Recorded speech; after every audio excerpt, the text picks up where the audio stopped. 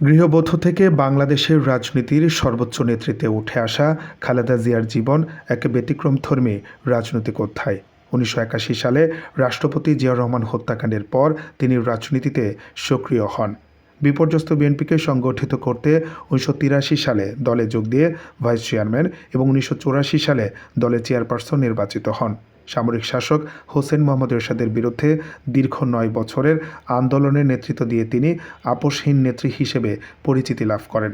এরশাদ বিরোধী আন্দোলনে তাকে একাধিকবার কারাবরণ করতে হয়। ১৯৯১ সালের নির্বাচনে বিজয়ের মাধ্যমে তিনি বাংলাদেশের প্রথম নারী প্রধানমন্ত্রী হন এবং সংসদীয় সরকার ব্যবস্থা পুনর্বহালে গুরুত্বপূর্ণ ভূমিকা রাখেন। পরবর্তীতে ১৯৯৬ ও ২০০১ সালে আরও দুইবার প্রধানমন্ত্রী হন।